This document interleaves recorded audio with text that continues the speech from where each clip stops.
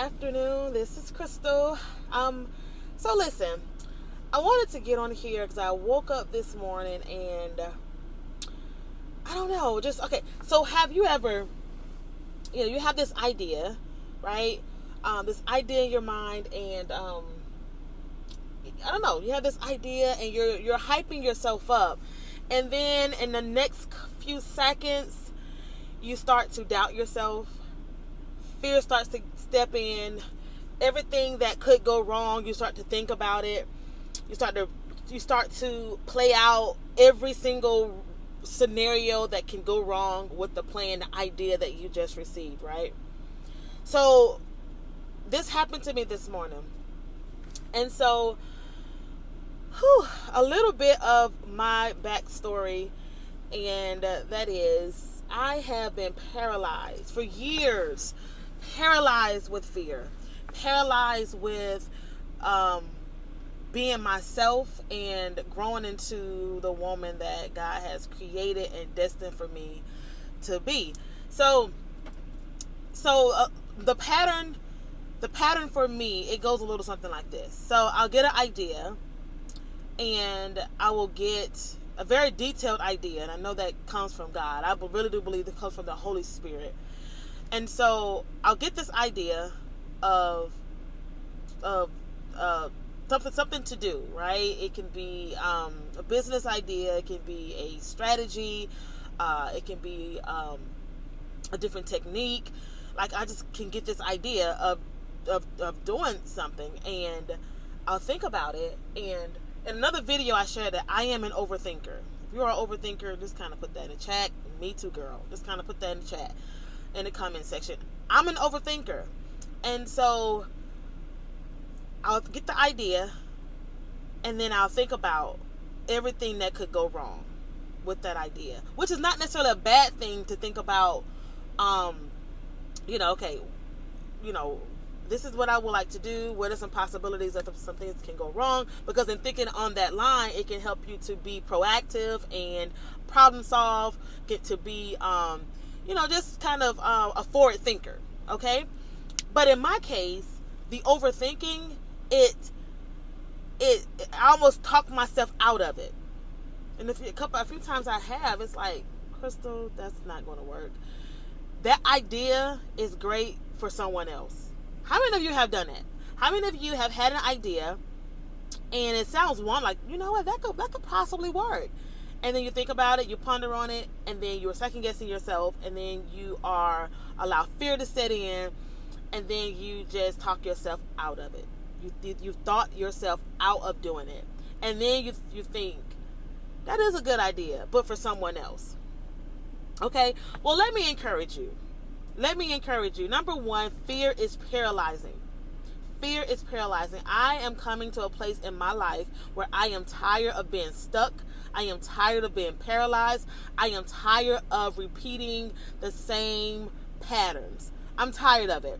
I'm tired of not being me. I'm tired of not showing up in the world my full self, right? I'm tired of shrinking backwards. I'm tired of compromising myself so that I fit into whatever little bubble. I'm tired of, just kind of camouflaging me to mix in with whatever my setting is, right? Like, I'm tired of it. And so I want to encourage someone, if you're at a place where I am at, where it's like, I am tired of hiding myself. I am ready to break free. I'm ready to break free. So I like watching Twilight Zone, right? I enjoy Twilight Zone, right? The black and white, I love Twilight Zone. I love it. Like, just, the acting is horrible. I didn't realize how horrible the acting is. I can't remember like the dates of when Twilight Zone and some of these episodes were created.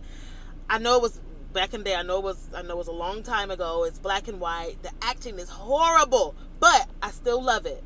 I love Twilight Zone unconditionally, right? So anywho, I'm watching this episode of Twilight Zone, and I can't remember. I think it's called Man in the Mirror or something like that. And it's crazy because I've watched that episode several times. It's almost like I had one of those encounters, as if you're reading the Bible. You can read the same scripture over and over and over again, and it hits differently. Maybe each time or in a season of your life, it just kind of hits differently, right? So that's how this episode was. I've watched this episode before, but this particular time, it had my attention from the beginning to the end, and I was like, wow, I missed that the last couple times. So let me just tell you what happened. Okay, so in Twilight Zone, it's this guy. I can't remember his name, but he's at the beginning, he's kind of scary. He's, you see him kind of, I think he's like on the bed, like kind of waiting for something. He's kind of biting his nails. This little rinky-dink, timid, scared of a man. Okay, and so the phone rings. He jumps up, he's, all right, George. Yeah, George. Whatever you say, George. Yeah, George. Yeah, no, I got you, George. Yeah, George, I got, so he's doing all that. And so I'm listening, I'm like, okay, what is up with this dude? Right? And then he's sweating. It's just horrible. And so he got the phone with George. And so then the George guy comes by. The George guy bring this gun. And so he has a job for the other guy to do. The timid looking guy. George comes in with this gun because he has a job for the timid guy to do. Right? Stick with me. Hang in there with me. I need you to hear this story. Hang in there. And so so George come in, he has a gun. He's like, okay, I want you. George is telling the timid guy, I want you to do this job. Don't flake out on me. Don't turn backwards, because if you do, I got something coming for you, right? So he's threatening the timid guy, right? And so the timid guy was like, okay, George, just let me know give me a little information on what this job is, George. What is it that you want me to do, George? Because, I can't go back to the pen, George. What is it that you want me to do, right? And so George finally tells the timid guy that he wants him to go to this bar and shoot this other man, right? So George is telling the timid guy, here's a gun. I want you to go into this bar, shoot this man, and you have until 12 a.m. to do it. Okay? And so, hang in there with me, y'all. This is a good point. Hang in there with me. All right, and so George leaves. The timid guy is there. And he's kind of pacing himself because he really don't want to do it. But he's so timid, such a people pleaser. For whatever reason, he is to get the approval of George is so important for this timid guy. I don't know why, but to get the approval of someone who can care less about his future, put him in harm's way. To get the approval of George was so important for the timid guy. I don't know, but I can relate, and I'm sure you can too. So anyway, hanging out with me. So the George leaves. The timid guy is there all by his lonesome, kind of pondering, kind of pacing, right? Kind of trying to hype himself up. This man in the mirror appears. Okay, the man that's in the mirror is the timid guy. Listen, just hear me out, okay? The man that's in the mirror is the timid guy. So the timid guy is looking at himself. Okay? He's looking at his reflection. But the guy that's in the person that's in the mirror is a more assertive. He's more he's wiser, he's stronger version of the timid guy.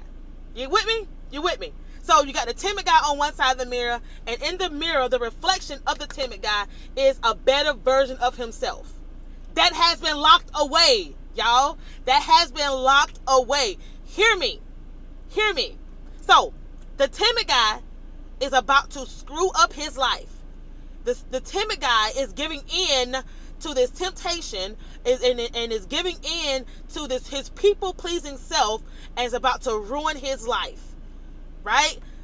The better version of himself appears and is telling him, I'm tired of you ruining my life. I'm tired of you taking us down. I'm tired of you just messing up every relationship that we have had. I am tired of you ruining things for me. I want a chance. That's what the better version of the timid guy is saying to him in the mirror. I want a chance. I want a chance. Right? So the timid guy is saying, no, we're going to do this, and just giving all kind of excuses, right? And so the better version of himself. So long story short, the better version of the timid guy allows the better version of himself to come forward, to come out. Okay, so the better version of the timid guy is now merged with the timid person. So that now the better version of himself is what's showing up in the world. Y'all, that blessed me. And how it spoke to me was that I feel like all of us have that authentic, that genuine, that real self that we try to bury.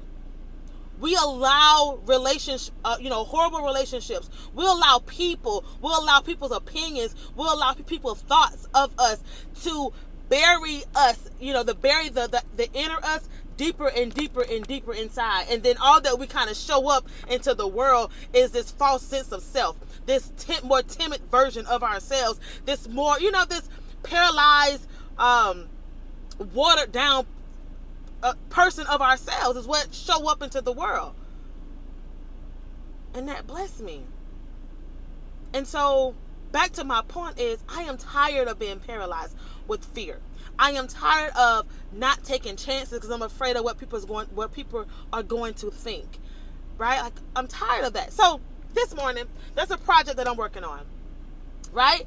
And in the midst of me working on this project, I'm thinking about what if they don't like it? What if they don't receive it? And it was almost like God was letting me know, in this season, put on tunnel vision. Put your tunnel vision on. The ones that's on the outside, like on the outside of this tunnel vision, are those people's opinions, people's thoughts, people who don't have the vision and can't see what you see. Put on your tunnel vision and stay focused on where you're trying to head to. All right? Ignore, and I'm talking to myself too, ignore the thoughts, the opinions, the disagreements, I don't think that's going to work. Ignore those voices. And you stay focused on where you're headed. So in this season, tunnel vision.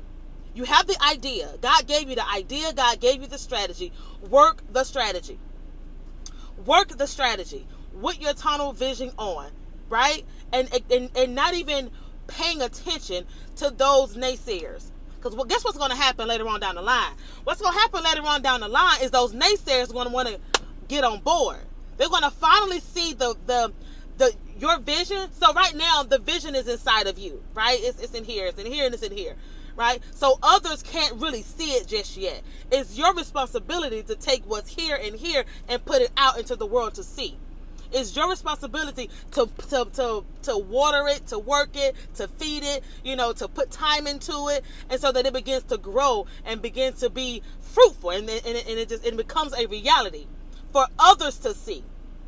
And what's going to happen is that once your baby that has been birthed and it's now is growing and it is healthy and it's full grown, healthy adult, those naysayers are going to jump on board. The same one that said it couldn't work is going to be, ooh, can you help? The same one that said that, girl, you cannot do that, is going to be, wow, I cannot believe it. Can I help? Can I get some? Can I get onto this? Can I get a part of this? So I just want to encourage someone, the dreams that you have, do not give up on it. Do not give up on yourself.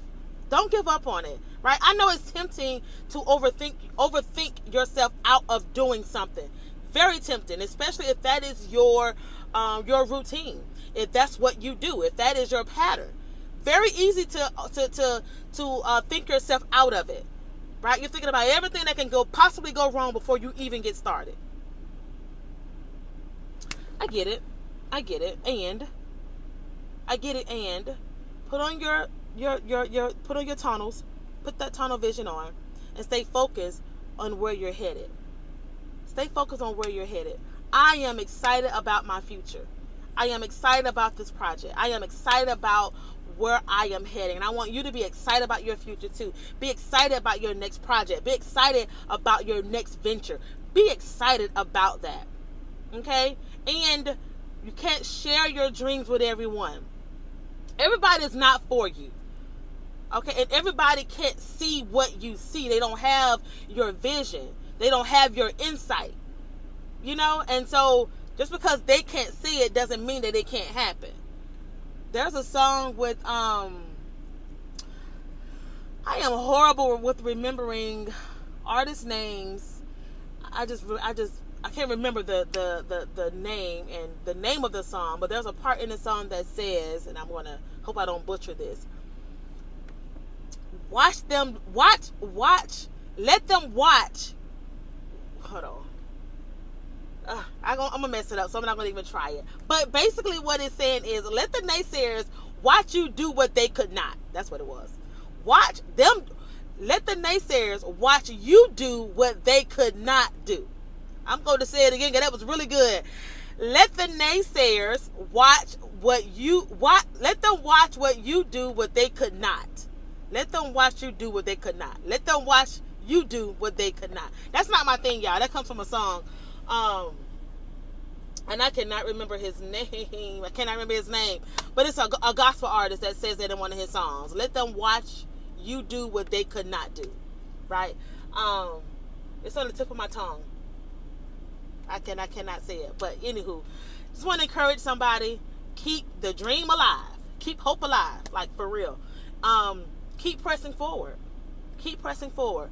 Share, be careful who you share your dreams with. Everyone is not for you. They smile in your face and laugh behind you on your back or stab you in the back. So everyone is not for you.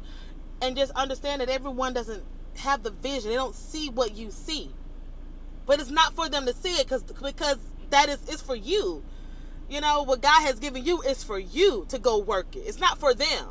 And you don't need their approval. Let me just say that too. You don't need their approval. You don't need their permission to be you. You don't need their permission to be who God have called you to be. So that's my little vlog for today. Just wanted to share that, because I feel like, one of my inspirations for doing these vlog videos is, Crystal, if you are feeling this way, who else is feeling this way? Right? If there's something else that you are struggling with, who else is struggling with it? Right? And so I let that lead my discussions. I let that lead my topics. Is if you're feeling like this, who else is feeling like this? There could be someone else. So, anywho, I am Crystal Battle. And I am just grateful for just my life. I'm excited about my life. Right? God gave me a ministry, and it's called Prophetic Fire Ministries, and it's not easy, and I'm going to do what thus saith the Lord, and I encourage you to do the same thing. Do what God have called for you to do. Do it unafraid, or do it afraid, and just trust God to keep you going along the way until that fear slowly dies off and drop off to the ground, right? So yeah, some people will not agree with that. I say that because I had to do it afraid. Other than that, I would never get started.